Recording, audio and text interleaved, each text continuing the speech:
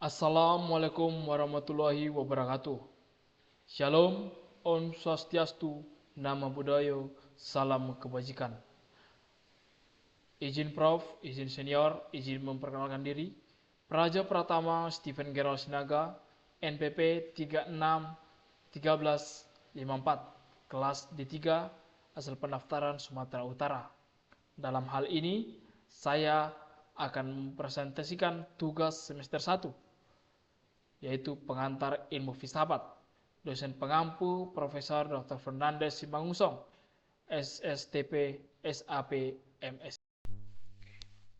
Baik, di sini saya akan menjawab pertanyaan yang pertama. Mengapa kita, Pamong Praja, perlu belajar filsafat ilmu? Ya, jadi kekuatan pikiran manusia itu memang sangat luar biasa. Dan daya jelasnya memang sangat luas, tetapi bukan berarti tanpa batas. Ya, pembatas itu justru dibuat oleh manusia melalui aturan yang mereka buat seperti etika, agama, hukum, dan norma.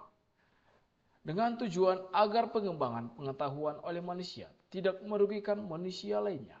Ya, tetapi pengaturan yang tidak tepat dan sangat ketat hanya akan menghasilkan manusia yang terbelenggu akan kebebasan berpikirnya. Ya, jadi seorang pamong praja itu sangat perlu untuk mempelajari filsafat ilmu. Ya, dikarenakan kebebasan berpikir dan berkehendak sesuai dengan aturan-aturan yang benar akan menciptakan manusia-manusia yang unggul dikarenakan memiliki kemauan untuk maju. Ya. Seperti salah satu tokoh mengatakan bahwa pentingnya membangun virus mental untuk maju. Ya. Jadi filsafat ilmu memegang peran penting dalam membentuk cara berpikir ilmiah dan kritis bagi seorang pamong praja. Melalui pemahaman filsafat ilmu, seorang pamong praja dapat mengukur tingkat kebenaran apapun pengetahuan atau informasi yang digunakan dalam mengambil kebijakan harus layak dipercaya atau menggunakan dasar ilmiah yang kuat. Ya, sebagian besar dari kita menganggap bahwa filsafat itu susah dimengerti. Ya, ilmu langit biasanya dikatakan bahwa filsafat itu biasanya dikatakan ilmu langit yang abstrak. Tetapi jika kita telaah, dikatakan di sini bahwa filsafat itu sangat erat hubungannya dengan keseharian manusia. Sebagai makhluk yang berakal, manusia diharapkan agar bisa mendayagunakan kemampuan akalnya dalam rangka mendukung ritme hidupnya agar berjalan lebih terarah. Dalam hal ini, filsafat erat kaitan dengan akal manusia dan kehidupannya yang kompleks. Yang pertama, filsafat memaksimalkan potensi akal manusia. Ya. Jadi di sini filsafat mendayagunakan seluruh akal budi manusia untuk mencari jawaban atas pertanyaan-pertanyaan yang dihadapi. Ia membantu manusia untuk merenungkan dan menelaah jawaban terhadap banyaknya pertanyaan-pertanyaan yang penting yang bermuara pada visi hidup yang menyeluruh dan utuh. Dengan cara yang tepat, manusia memaksimalkan akal budinya. Disitulah manusia menampilkan dirinya, membangun dirinya, dan mengkonstruksi kembali hidup sosial dan individualnya. Yang kedua, menumbuhkan kesadaran rasional. Tidak jarang dalam banyak hal manusia terbelenggu akan rutinitas yang dijalaninya tanpa kesadaran penuh. Ya, mengalir begitu saja dengan metode autopilot. Jadi, filsafat itu dapat membantu manusia untuk memunculkan dan menumbuhkan kesadaran rasional dan menjalani hidupnya. Filsafat berupaya memantik kesadaran rasional manusia untuk mengerti dan memahami secara mendalam setiap nilai-nilai yang diyakininya, pilihan-pilihan, serta keputusan hidup yang kita tentukan. Yang ketiga, filsafat dapat melatih cara bernalar dan berpikir yang benar. Filsafat mengajarkan bagaimana berpikir secara sistematis dan mendasar tentang akar suatu permasalahan. Bagaimana kita perlu melihat latar historis suatu hal, kemudian melakukannya, merefleksikannya mendalam untuk menjawab banyak problematik yang dihadapi manusia.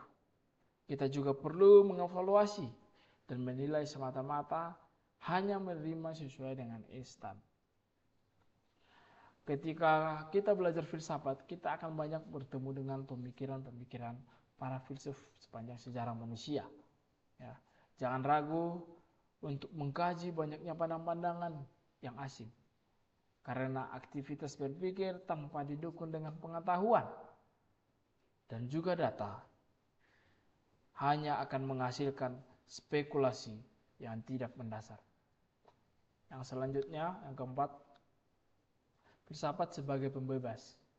Dalam hal ini, filsafat sebagai pembebas yang dimaksud adalah filsafat mampu mengajak manusia untuk bebas dari ketekungan, kesia-siaan, kebingungan, dan ketidakpahaman manusia akan hidupnya. Dengan segala aktivitas berpikir, bernalar, filsafat berupaya untuk menumbuhkan kesadaran manusia akan segala rutinitas dan tradisi yang dijalani tanpa benar-benar memahami mengapa kita perlu melakukan rutinitas tersebut. Tentu saja dapat membantu manusia untuk menghindarkan diri dari perilaku ikut-ikutan. Melakukan segala sesuatu tanpa memahami kemana arahnya itu sungguh aneh. Dengan belajar filsafat, diharapkan manusia mampu untuk lebih sadar, logis, kritis, dan paham arah kehidupannya. Tujuannya agar manusia dapat lebih jernih dalam memandang dan memahami realitas kehidupannya. Baik, di sini saya akan menjawab pertanyaan yang kedua, yaitu jelaskan pemahaman Anda tentang filsafat, dogma, dan ideologi. Ya, jadi yang pertama yaitu filsafat. Apa sih filsafat itu? Jadi pengertian Jakarta filsafat merupakan disiplin ilmu yang mengkaji secara mendalam tentang hakikat, realitas, dan keberadaan, serta berupaya memahami prinsip-prinsip fundamental kehidupan.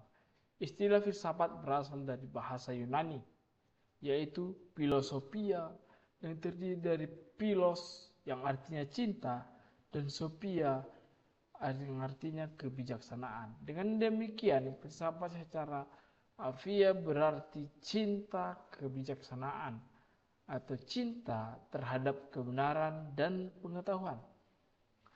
Para ahli filsafat telah mengupakan berbagai definisi tentang filsafat. Seperti Aristoteles, dia mengatakan bahwa filsafat sebagai ilmu yang meliputi kebenaran yang terkandung di dalam ilmu-ilmu metafisika, logika, retorika, etika, ekonomi, politik, dan estetika. Begitu juga ada tokoh yang bernama Bertrand Russell, Immanuel Kant, Harold H. Titus. Dari berbagai definisi tersebut dapat disimpulkan bahwa filsafat merupakan upaya manusia untuk memahami realitas secara menyeluruh dan mendalam melalui pemikiran kritis, sistematis, dan rasional. Yang selanjutnya yaitu dogma. Apa sih dogma? Ya. Jadi dikatakan di sini dogma merupakan ajaran atau doktrin yang dipegang teguh sebagai suatu kebenaran mutlak dan tidak boleh diragukan atau dipertanyakan oleh penganutnya. Umumnya dijumpai dalam konteks keagamaan. Dogma mengatur kepercayaan dan praktik ibadah yang harus diikuti tanpa adanya perdebatan. Jadi dogma itu bersifat kaku dan tidak fleksibel terhadap kritik ataupun perubahan. Yang selanjutnya yaitu ideologi. Ideologi adalah sistem nilai, gagasan, dan kepercayaan yang disusun secara sistematis untuk membimbing tindakan sosial dan politik. Berbeda dari dogma, ideologi lebih dinamis dan bisa mengalami perubahan, menyesuaikan situasi dan konteks dengan konteks sosial. Ideologi memainkan peran penting dalam membantu struktur pemerintah, kebijakan publik, dan pandangan masyarakat terhadap berbagai isu. Ya. Di sini banyak sekali macam-macam ideologi seperti demokrasi, nasionalis, liberalis, sosialisme, komunisme, kapitalisme, fasisme, anarkisme, libertarianisme, konservatisme, feminisme, otoritarianisme. Ya, jadi filsafat, dogma, dan ideologi memiliki peran yang berbeda, namun saling berkaitan dalam membentuk pemikiran dan pandangan manusia. Filsafat mengajarkan kebebasan berpikir rasional, dogma meneguhkan keyakinan mutlak yang menjaga kestabilan dan ideologi. Komprehensif sangat penting untuk mengembangkan sikap kritis yang seimbang dan bijaksana dalam menghadapi kompleksitas. Baik, di sini saya akan menjawab pertanyaan yang ketiga. Jelaskan pengertian ilmu dan pengetahuan. Di sini ada pendapat dari beberapa tokoh mengenai ilmu. Menurut Harvard, ilmu adalah seperangkat aturan dan bentuk guna penelitian yang diciptakan oleh orang-orang yang menghendaki jawaban yang handal.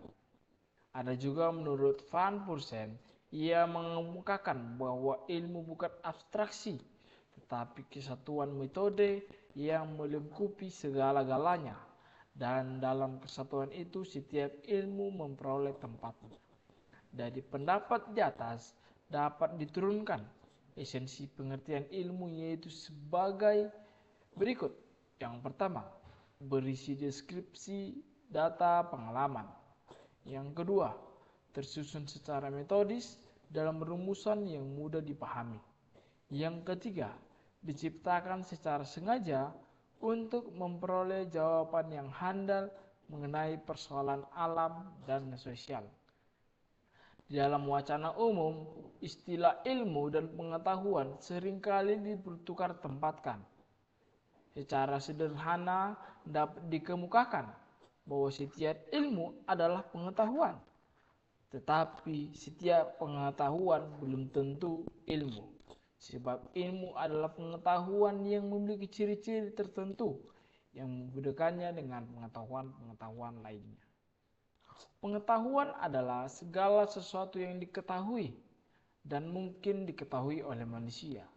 Pengetahuan sifatnya sangat luas karena mencakup segala sesuatu yang diketahui oleh manusia sekarang ini maupun yang mungkin diketahui pada masa yang akan datang, baik yang bersifat empiris maupun bersifat non-empiris. Sebagai contoh, seperti santet, teluh, atau ilmu hitam lainnya.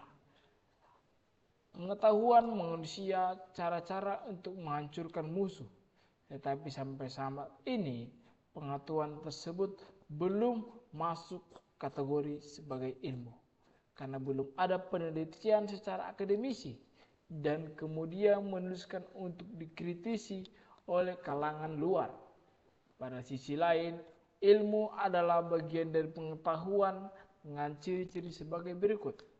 Yang pertama, memiliki objek tertentu, bersifat empiris, memiliki metode tertentu, sistematis, dapat ditransformasikan, bersifat universal. Ilmu dan pengetahuan adalah dua konsep yang berkaitan, tetapi berbeda. Ilmu adalah pengetahuan yang telah disusun secara sistematis, menggunakan model tertentu sehingga dapat dijelaskan secara rinci dan memiliki kebenaran yang bersifat umum. Ilmu mencakup pengetahuan yang telah diuji dan dikaji secara mendalam sehingga hasilnya dapat diterima secara umum. Selanjutnya pertanyaan yang keempat, jelaskan tentang ciri-ciri ilmu. Di sini ada 8 ilmu. Yang pertama, empiris. Ilmu didasarkan pada pengalaman dan observasi terhadap fenomena yang dapat diamati secara indrawi. Pengetahuan ilmu diperoleh melalui proses pengamatan, penelitian, dan eksperimen atau eksperimen, bukan hanya berdasarkan spekulasi atau intuisi semata. Yang kedua yaitu sistematis. Ilmu disusun secara teratur dan bersifat struktur agar mudah dipahami dan mudah diajarkan. Pengetahuan ilmu tidak sembarangan disampaikan, melainkan disusun dalam bentuk kerangka yang logis dan terorganisasi sehingga saling berkaitan. Yang ketiga yaitu objektif. Ilmu bersifat objektif, artinya penjelasan dan kesimpulan tidak dipengaruhi oleh perasaan, pandangan pribadi ataupun kepentingan tertentu. Yang keempat yaitu analitis. Ilmu menguraikan masalah secara rinci dan mendalam. Ini berarti ilmu memecah persoalan menjadi bagian-bagian kecil untuk dikaji secara kritis dan menyeluruh. Pendekatan analitis memastikan bahwa pengetahuan yang dihasilkan komprehensif dan jelas. Yang kelima, ada verifikatif. Hasil kajian ilmiah yang harus bisa diuji dan dikonfirmasi melalui pengujian berulang kali. Dengan demikian, sebuah teori atau fakta ilmiah harus bersifat dipertanggungjawabkan dan dilakukan verifikasi oleh penelitian lain untuk memastikan kebebasannya. Yang keenam yaitu logis. Pemikiran ilmiah harus disusun secara logis, menggunakan metode penelitian yang tepat sehingga mencapai kesimpulan yang masuk akal dan dapat diterima secara rasional oleh komunitas ilmiah. Yang selanjutnya yang ketujuh yaitu kritis. Ilmu selalu terbuka terhadap pertanyaan yang kritis dan pengembangan. Sebuah ilmu tidak dianggap final selama masih ada data atau teori yang bisa diuji, dikaji ulang, atau dikembangkan untuk meningkatkan pemahaman. Yang terakhir, yang kedelapan yaitu bersifat ilmiah. Ilmu memerlukan proses penelitian yang sering dan metode serta mengikuti kaidah-kaidah yang telah disepakati dalam komunikasi ilmiah. Ini mencakup penggunaan metode ilmiah yang melibatkan pengumpulan data, analisis, interpretasi, dan komunikasi hasil.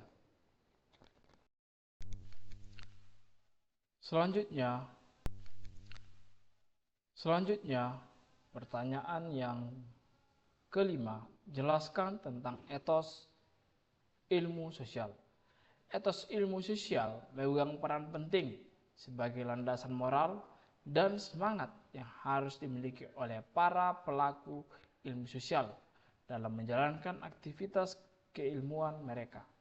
Etos ini bukan sekedar sikap atau kebiasaan, melainkan nilai-nilai fundamental yang menjadi paduan perilaku ilmuwan sosial agar tetap menjaga integritas, objektivitas, serta bertanggung jawab terhadap masyarakat dan perkembangan ilmu pengetahuan.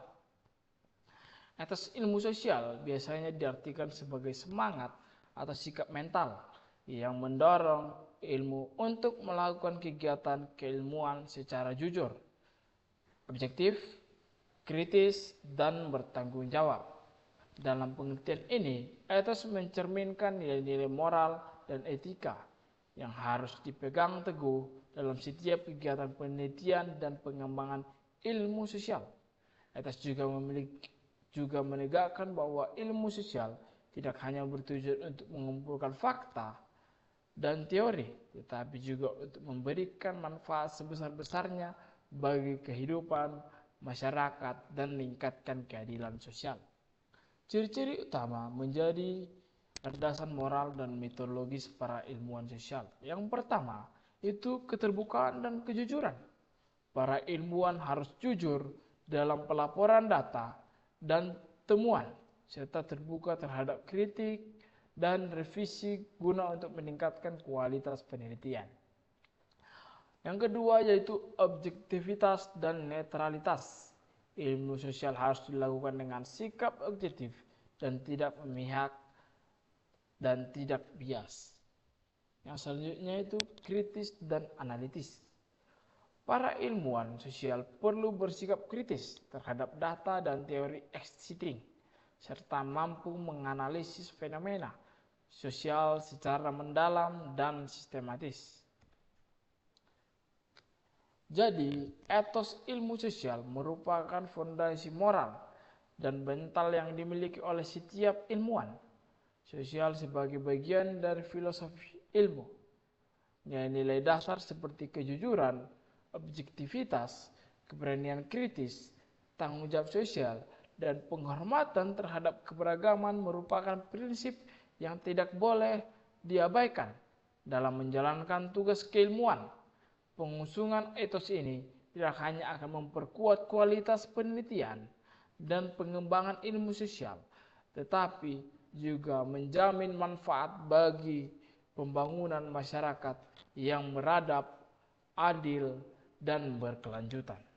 Dalam kerangka filsafat ilmu, etos menjadi refleksi moral yang memperkaya pemahaman kita tentang makna, tujuan sebenar-benarnya dari ilmu pengetahuan sosial. Pertanyaan yang ketujuh, jelaskan tentang ukuran kebenaran ilmiah. Ukuran kebenaran ilmiah adalah standar atau tolak ukur yang digunakan untuk menilai validitas dan kebebasan suatu pengetahuan atau teori ilmiah. Ukuran ini penting untuk memastikan bahwa pengetahuan yang diperoleh melalui metode ilmiah benar-benar dapat dipercaya, valid, dan dapat dipertanggungjawabkan secara akademis dan praktis. Ukuran kebenaran ilmiah merujuk pada berbagai indikator dan metode yang digunakan dalam mengevaluasi apakah suatu pernyataan, teori, atau hasil penelitian memiliki status kebenaran berdasarkan prinsip-prinsip ilmiah. Ya, ukuran ini menggabungkan berbagai aspek mulai dari kesesuaian dengan fakta ataupun realitas empiris, konsistensi logis, hingga kemampuan untuk direplikasi dan diuji secara objektif oleh pihak lain. Berikut adalah beberapa ukuran utama dalam mengukur kebenaran ilmiah yang sering dijadikan acuan dalam penelitian. Yang pertama, berdasarkan fakta dan empiris. Suatu teori dianggap benar jika didukung oleh data dan juga fakta yang dapat dibuktikan secara empiris melalui observasi, eksperimen, atau pengukuran yang sistematis dan dapat diulang. Yang kedua, yaitu bebas dari prasangka. Pengetahuan ilmiah harus bebas dari bias subjektif penelitian. Subjektif sebagai ukuran kebenaran menuntut proses penelitian dilakukan secara netral hingga hasilnya tidak dipengaruhi oleh keinginan dan kepentingan tertentu. Yang ketiga, prinsip analisis logika dan rasionalitas. Kebenaran ilmiah diukur dari konsistensi dan keakuratan logika penalaran. Seorang atau hasil penelitian harus bebas dari kontradiksi internal dan harus masuk akal secara nasional. Yang keempat itu replikabilitas. Salah satu ukuran yang penting adalah kemampuan suatu penelitian atau eksperimen untuk direplikasi oleh penelitian lain dengan kondisi dan metode yang sama sehingga menghasilkan hasil yang konsisten. Yang kelima yaitu testabilitas. Suatu teori harus dapat diuji melalui eksperimen atau observasi. Jika teori tidak dapat diuji atau tidak dapat dibuktikan, maka teori tersebut tidak termasuk dalam ukuran kebenaran ilmiah. Yang keenam yaitu presisi dan tingkat kepercayaan. Ukuran ini menunjukkan ketepatan hasil penelitian dan mencerminkan fenomena sebenarnya. Presisi mengacu pada seberapa dekat hasil penelitian dengan kenyataan. Yang ketujuh itu keterpaduan sistem pengetahuan. Pengetahuan ilmiah juga harus diukur dari sejauh mana teori yang diajukan selaras dan terintegrasi secara koherensif dengan teori-teori lain yang sudah ada diterima sebelumnya, membentuk suatu sistem pengetahuan yang konsisten. Baik, pertanyaan selanjutnya yang ke-8, jelaskan tentang hubungan antara metodologi, metode, dan teknik. Metodologi, metode, dan teknik adalah tiga konsep yang saling berkaitan dalam proses penelitian, namun memiliki tingkatan dan fungsi yang berbeda. Metodologi adalah kerangka konseptual yang mendasari seluruh proses penelitian. Metode adalah cara sistematis untuk mengumpulkan dan menganalisis data. Sedangkan teknik adalah alat atau prosedur spesifik yang digunakan dalam metode tersebut. Contoh konkret dalam persiapan penelitian. Misalkan kita ingin melihat tentang efektivitas program bantuan sosial dalam mengurangi kemiskinan di desa X. Metodologi yang kita pilih adalah kuantitatif dengan pendekatan survei. Metode yang digunakan adalah survei dengan kuesioner. Teknik yang digunakan adalah teknik sampling acak sederhana untuk melihat responden, teknik wawancara terstruktur untuk mengumpulkan data, dan teknik analisis statistik, deskriptif, dan inferensial untuk menganalisis data. Selanjutnya, pertanyaan yang ke-9, jelaskan tentang ontologi, epistemologi, dan aksiologi.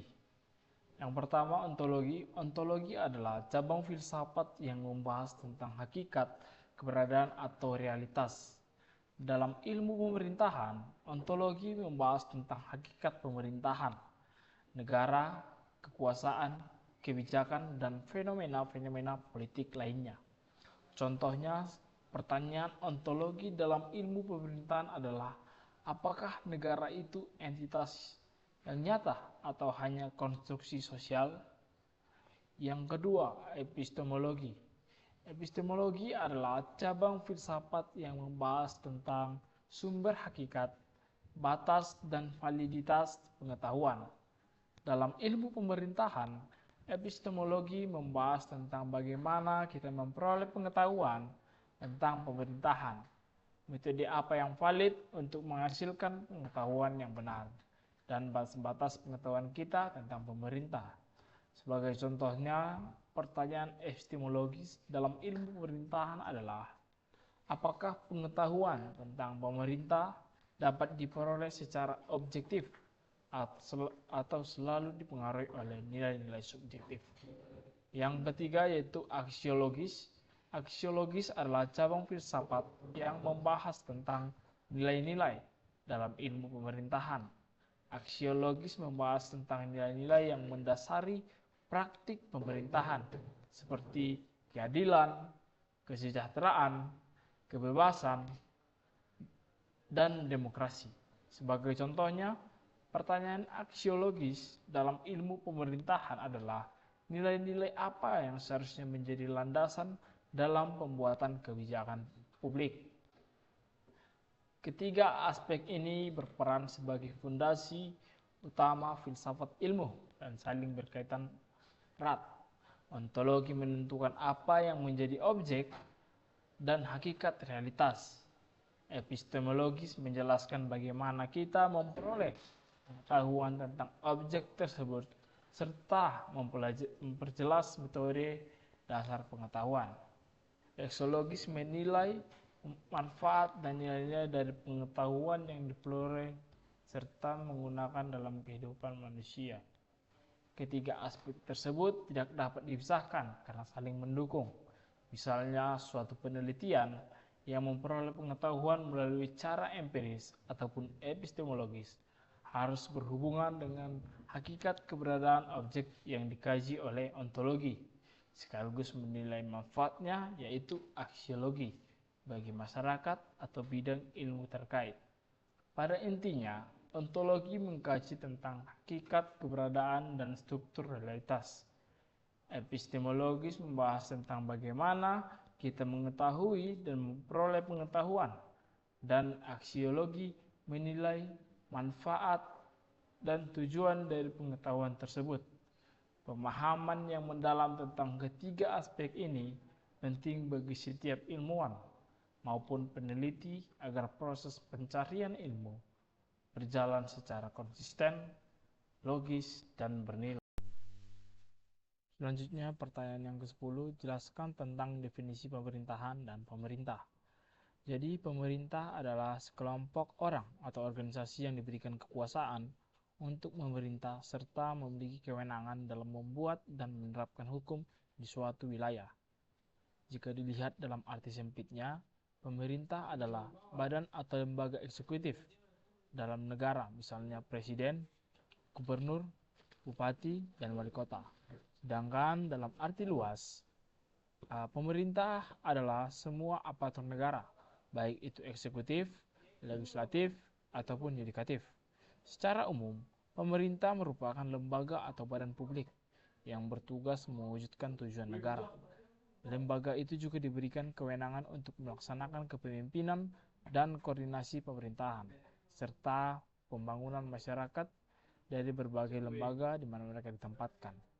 Pengertian pemerintah menurut Suradinata adalah sebuah organisasi yang memiliki kekuatan besar di negeri ini, termasuk urusan publik, teritorial, dan urusan kekuasaan dalam rangka mencapai tujuan negara.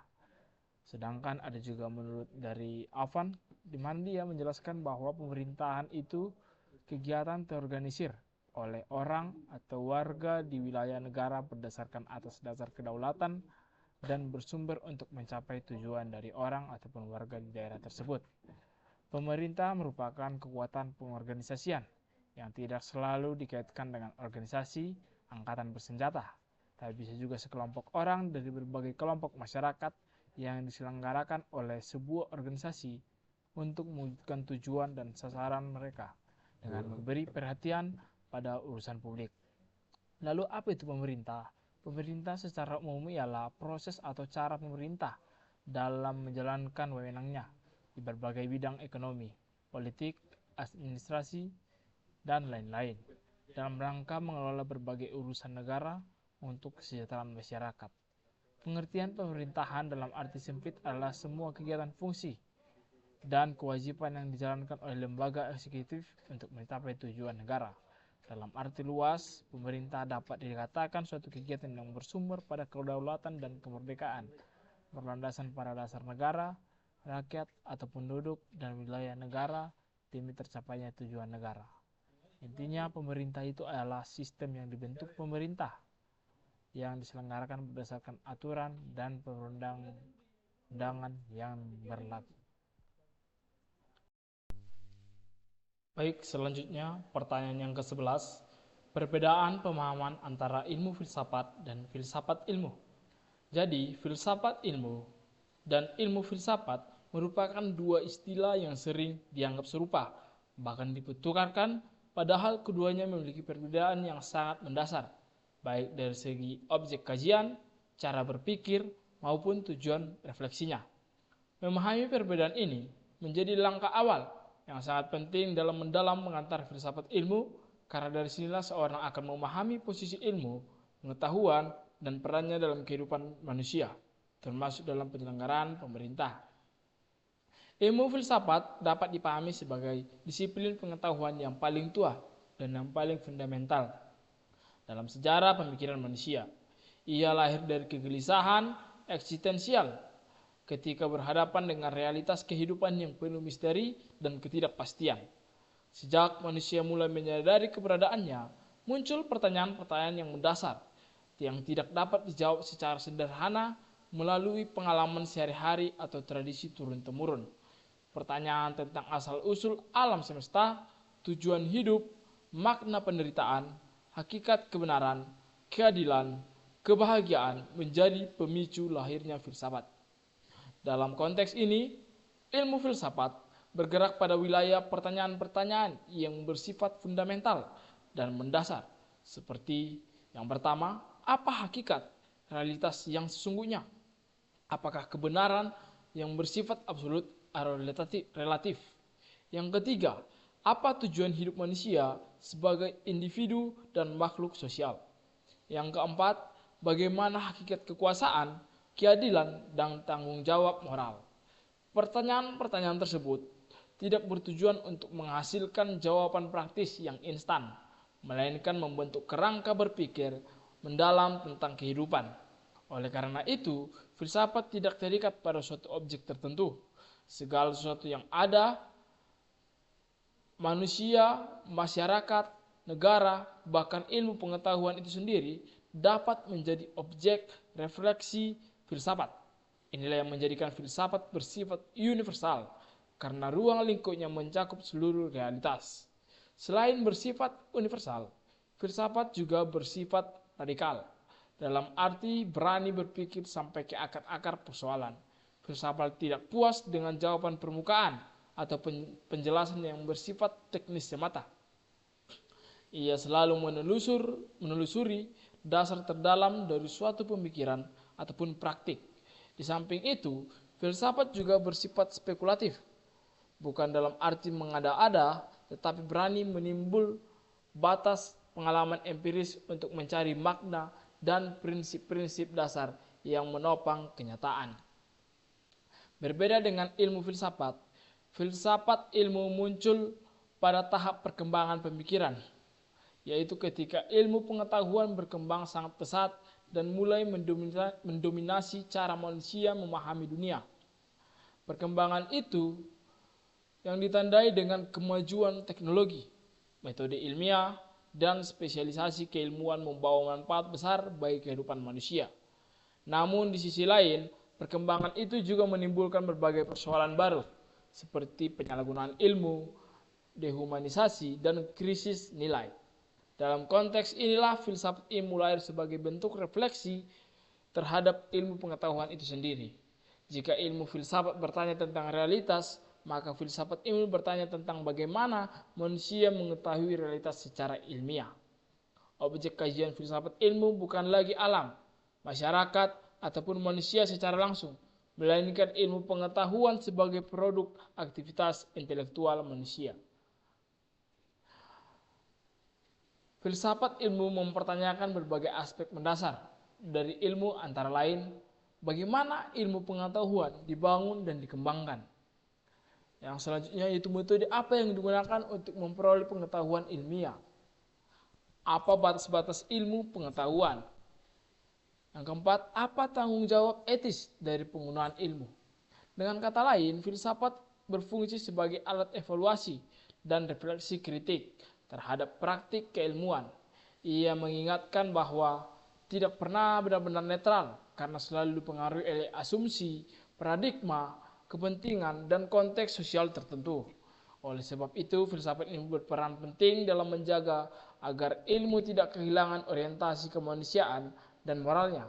Dalam konteks ilmu pemerintahan, perbedaan antara ilmu filsafat dan filsafat ilmu menjadi sangat krusial.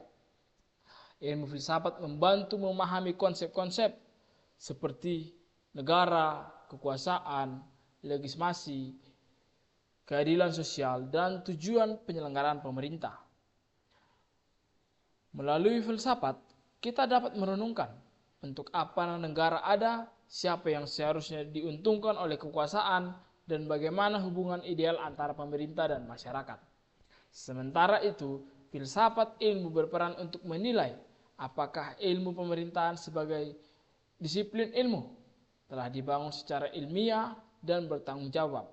Filsafat ilmu mempertanyakan apakah teori pemerintahan yang digunakan benar-benar relevan dengan realitas sosial, apakah metode penelitian yang digunakan mampu menangkap kompleksitas masyarakat, serta apakah kebijakan publik yang dihasilkan terhadap pada prinsip rasionalitas dan etika.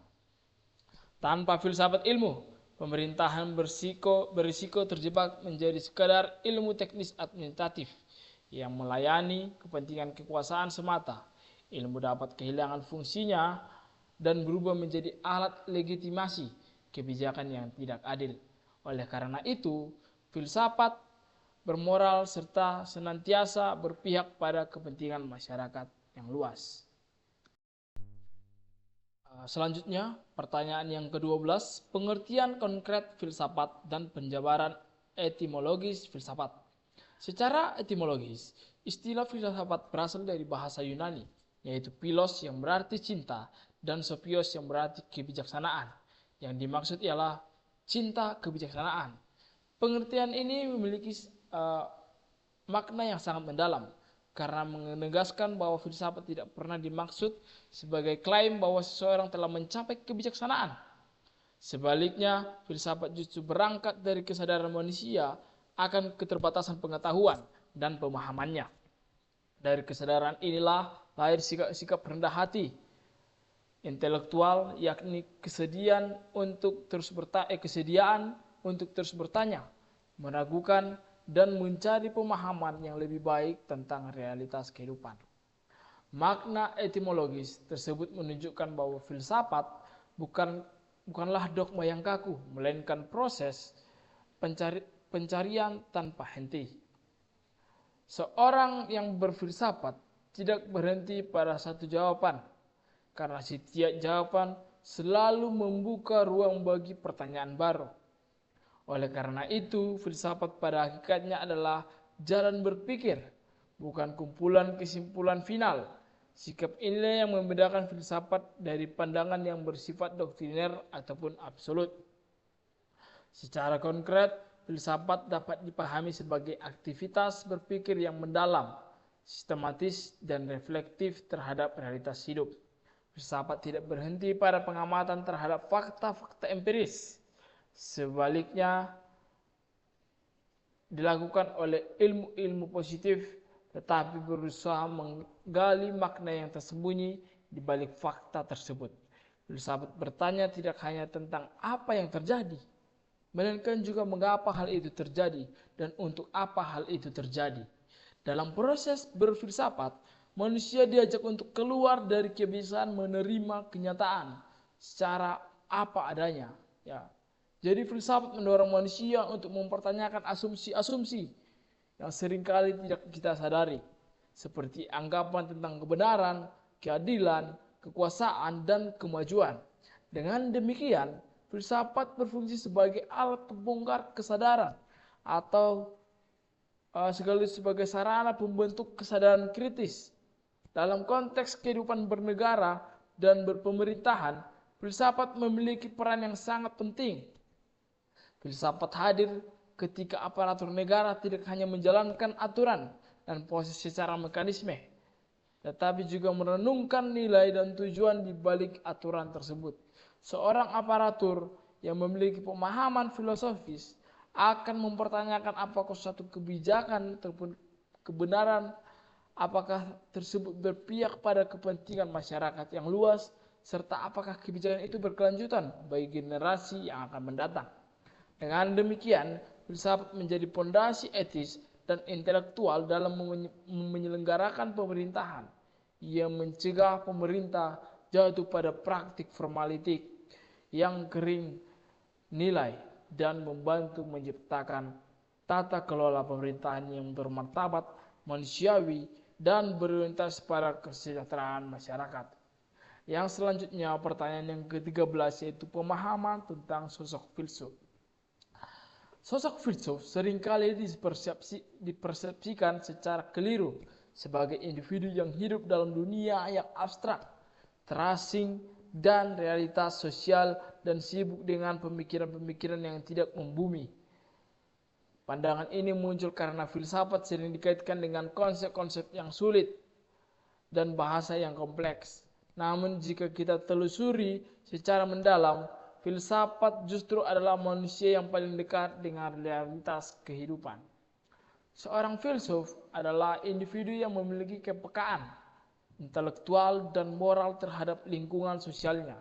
Ia peka terhadap ketidakadilan, penderitaan, ketimpangan, dan berbagai persoalan kemanusiaan lainnya. Kepekaan ini mendorong filsuf untuk menerima kondisi yang ada, suatu yang wajar atau tak terhindarkan. Sebaliknya, ia mempertanyakan mengapa suatu sistem sosial politik atau pemerintahan yang berjalan seperti itu, siapa yang diuntungkan oleh sistem tersebut, dan siapa yang justru dirugikan. Sikap kritis inilah yang membuat filsuf seringkali berada dalam posisi yang tidak nyaman, terutama ketika pemikiran terhadap kekuasaan.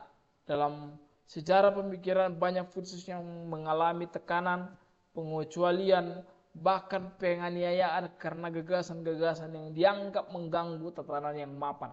Hal ini menunjukkan bahwa filsafat bukan sekedar aktivitas intelektual, tetapi juga tindakan moral yang menuntut keberanian dan integritas. Dalam konteks pemerintahan, sosok filsuf dapat diwujudkan dalam diri aparatur yang mampu berpikir mandiri dan tidak menjadikan aturan sebagai salah satunya ukuran kebenaran. Aparatur yang memiliki jiwa yang filsuf memahami bahwa aturan dibuat untuk melayani manusia, bukan sebaliknya. Aparatur yang berjiwa filsuf juga menyadari bahwa kekuasaan bukanlah tujuan akhir, melainkan amanah yang harus dipertanggungjawabkan tidak hanya kepada atasan, tetapi juga kepada rakyat dan nilai-nilai ketuhanan. Dengan demikian, filsuf bukanlah sosok yang terpisah dari dunia pemerintahan, melainkan figur yang mencerminkan aparatur yang berakal, sehat, bermoral, dan berkomitmen pada keadilan. Baik, selanjutnya pertanyaan yang ke-14, pemahaman tentang fenomenologi dan filsafat.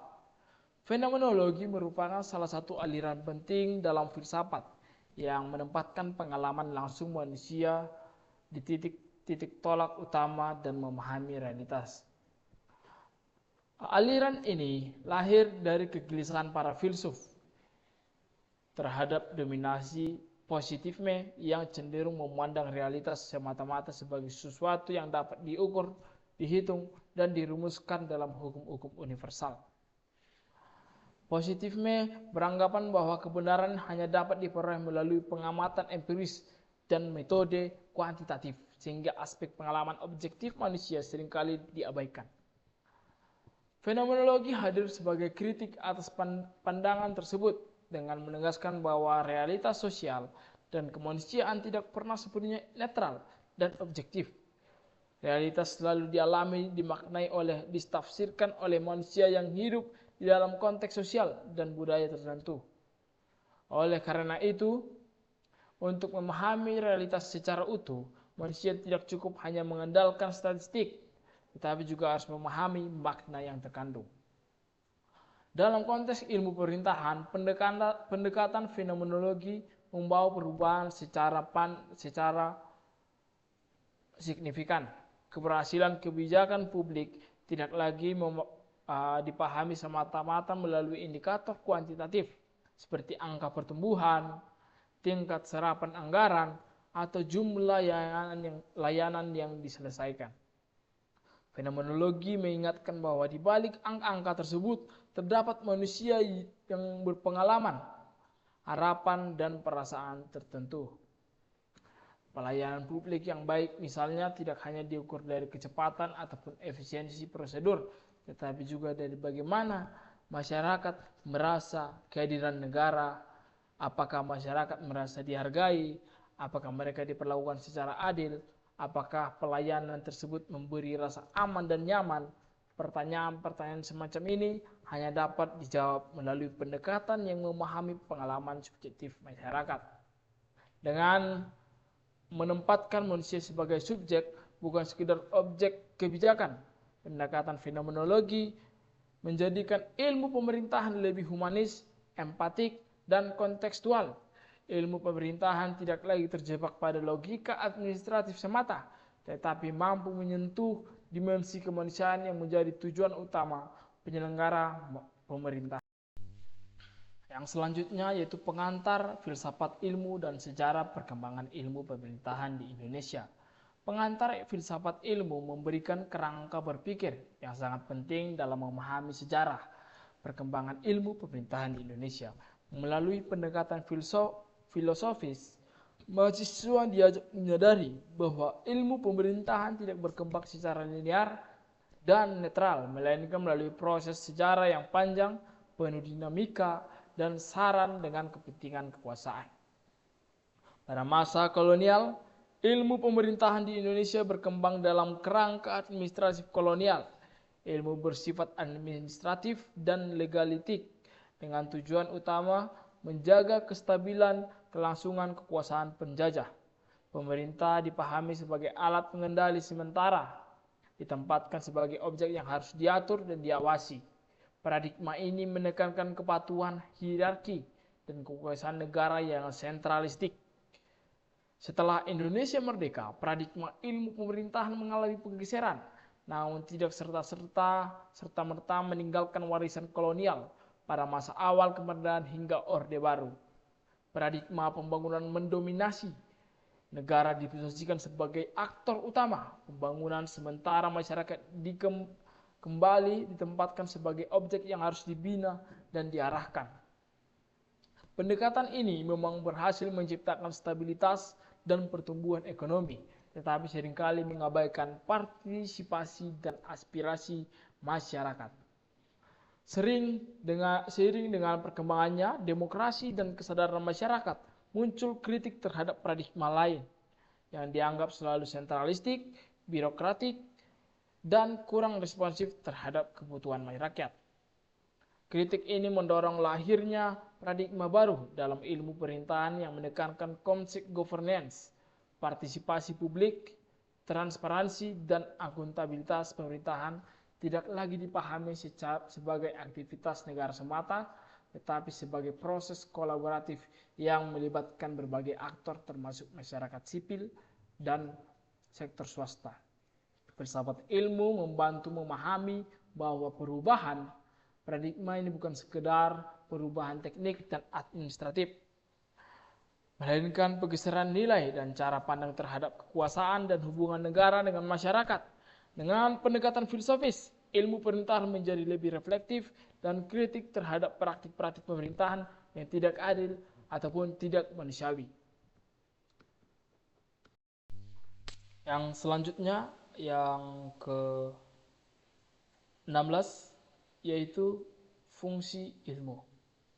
Ilmu memiliki fungsi yang sangat strategis dalam kehidupan manusia dan dalam penyelenggaraan negara. Salah satu fungsi utama ilmu adalah menjelaskan realitas, yaitu membentuk manusia, memahami fenomena sosial politik dan ekonomi secara rasional dan sistematis. Melalui ilmu, manusia dapat mengetahui sebab dan akibat dari suatu peristiwa, sehingga tidak terjebak pada penjelasan yang irasional ataupun mitologis.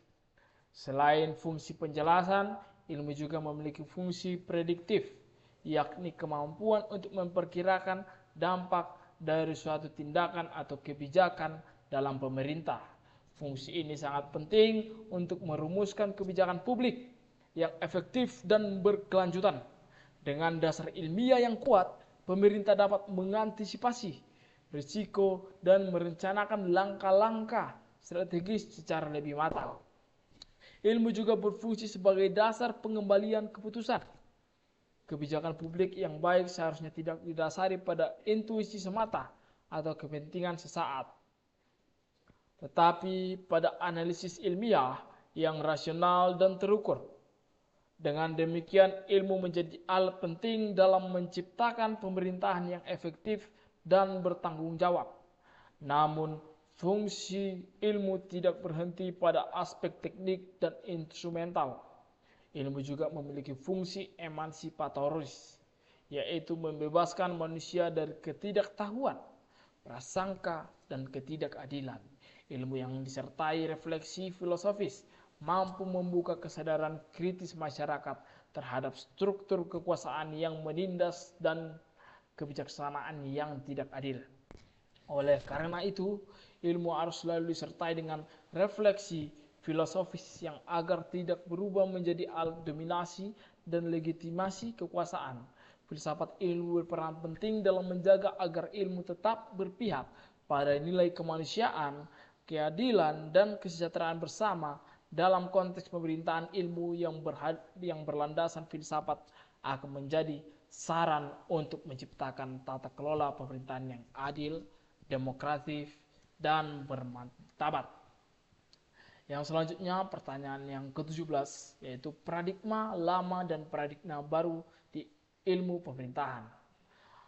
Paradigma lama dalam ilmu pemerintahan lahir dan berkembang dalam konteks negara yang menempatkan kekuasaan sebagai pusat utama pengelolaan kehidupan masyarakat. Dalam paradigma ini, negara dipahami sebagai aktor tunggal yang memiliki otoritas penuh untuk mengatur, mengendalikan, dan menentukan arah kehidupan sosial, politik, dan ekonomi. Masyarakat difungsikan sebagai objek pemerintahan yang harus patuh terhadap aturan kebijakan yang ditetapkan oleh negara. Pendekatan paradigma yang lama sangat menekankan pada stabilitas, ketertiban, dan kepastian hukum. Pemerintah dipahami sebagai mesin birokrasi yang bekerja berdasarkan hierarki dan prosedur formal. Keberhasilan pemerintah diukur dari sejauh mana negara mampu menjaga ketertiban, menekan konflik, dan memastikan kepatuhan masyarakat dalam kerangka ini. Kekuasaan seringkali dipraktikkan secara top down dengan ruang partisipasi masyarakat yang sangat terbatas. Secara filosofis, paradigma lama berangkat dari asumsi bahwa negara mengetahui apa yang terbaik bagi masyarakat. Oleh karena itu, kebijakan publik lebih banyak disusun berdasarkan pertimbangan elit dan kepentingan kekuasaan, bukan berdasarkan pengalaman dan kebutuhan real masyarakat. Paradigma ini memang mampu menciptakan stabilitas dan jangka pendek, tetapi seringkali mengorbankan aspek keadilan, partisipasi, dan kebebasan masyarakat. Paradigma lama mulai menghadapi berbagai kritik. Masyarakat tidak lagi dipandang sebagai entitas pasif, melainkan sebagai subjek yang memiliki hak, aspirasi, dan kapasitas untuk berpartisipasi dalam penyelenggaraan pemerintah. Dari sinilah muncul paradigma dalam ilmu pemerintahan yang membawa perubahan berdasarkan cara memandang kekuasaan dan hubungan antar negara dan masyarakat. Paradigma baru memandang pemerintahan bukan sebagai aktivitas negara semata, melainkan sebagai proses kolaboratif yang melibatkan berbagai aktor seperti pemerintahan, masyarakat, sipil, sektor swasta, dan komunitas lokal. Konsep governance menjadi kata kunci dalam paradigma ini yang menekankan pentingnya kerjasama, partisipasi, dan dialog dalam pengembalian keputusan publik. Dalam paradigma baru, pemerintah tidak lagi diposisikan sebagai penguasa yang memerintah dari asas, melainkan sebagai pelayan dan fasilitator. Tugas utama pemerintah adalah menciptakan ruang partisipasi, memperdaya masyarakat, serta memastikan bahwa kepentingan publik terlindungi secara adil. Kekuasaan tidak lagi dipahami sebagai alat kontrol, tetapi sebagai amanah yang harus dijalankan untuk kepentingan bersama. Pergeseran paradigma ini mencerminkan kesadaran filosofis bahwa hakikat pemerintah adalah melayani manusia, bukan menundukkan manusia. Kekuasaan harus dijalankan dengan prinsip etika, tanggung jawab, dan empati. Dengan demikian, ilmu pemerintahan dalam paradigma baru tidak hanya berorientasi pada efektivitas administratif, tetapi juga pada nilai-nilai kemanusiaan, keadilan sosial, dan keberlanjutan demokrasi. Soal yang terakhir, yaitu soal yang ke-18, yaitu Indonesia sebagai tungku peleburan budaya dunia. Indonesia merupakan sebuah entitas sosial dan politik yang terbentuk melalui proses sejarah yang panjang, melibatkan pertemuan berbagai peradaban besar dunia. Sejak berabad-abad, wilayah Nusantara telah menjadi ruang perjumpangan budaya Hindu, Buddha, India, Islam dari Timur Tengah, pengaruh Tiongkok melalui perdagangan, serta peradaban Barat melalui kolonialisme. Proses pertemuan ini tidak terjadi secara pasif, melainkan melalui dinamika akturalisasi yang membentuk identitas masyarakat untuk Indonesia yang majemuk dan kompleks. Keberagaman budaya, agama, bahasa, dan adat istiadat merupakan ciri utama masyarakat Indonesia. Dalam satu wilayah yang sama, terdapat berbagai sistem nilai dan cara pandang hidup yang berbeda. Keadaan ini menjadikan Indonesia sebagai tungku peleburan budaya, di mana perbedaan tidak dihapuskan, tetapi dilebur, dirajut menjadi identitas kebangsaan yang khas. Dalam perspektif filsafat, pemerintahan, kondisi yang menghadirkan tantangan sekaligus peluang. Keberagaman yang tidak dikelola dengan baik dapat memicu konflik, diskriminasi, dan ketegangan sosial. Namun jika dikelola secara bijaksana, keberagaman justru menjadi sumber kekuatan yang memperkaya kehidupan berbangsa dan bernegara. Indonesia sebagai melting pot menuntut pendekatan pemerintah yang inklusif, adil, sensitif terhadap konteks budaya. Kebijakan publik tidak dapat disusun dengan pendekatan seragam yang mengabaikan perbedaan lokal. Pemerintah harus mampu memahami nilai-nilai tradisi dan kearifan lokal yang hidup di tengah masyarakat, sehingga kebijakan yang dihasilkan benar-benar relevan dan dapat diterima secara filosofis. Hal ini menegaskan bahwa pemerintahan di Indonesia harus berlandasan pada prinsip pengakuan terhadap perbedaan negara, Tidak boleh memaksa satu identitas atau cara hidup yang tertentu, tetapi harus menjadi ruang bersama yang melindungi dan menghormati keberagaman. Pemerintah berhasil bukanlah pemerintah yang menyeragamkan, melainkan pemerintah yang mampu mengelola perbedaan sebagai kekuatan kolektif. Dengan memahami Indonesia sebagai tungku peleburan budaya dunia, ilmu pemerintahan dituntut untuk mengembangkan paradigma yang tidak hanya rasional dan efektif, tetapi juga berakar pada nilai-nilai kebudayaan dan kemanusiaan. Pemerintahan juga demikian akan mampu menjaga persatuan, memperkuat solidaritas sosial, dan mewujudkan keadilan dalam masyarakat yang majemuk. Sekian presentasi yang bisa saya sampaikan, kiranya dapat menjawab akan pertanyaan-pertanyaan yang ada. Assalamualaikum warahmatullahi wabarakatuh. Shalom, Om Swastiastu, Nama Budaya, Salam Kebajikan. Bhinneka Nara Eka Bakti, Praja, Bhinneka Nara Eka Bakti, Praja.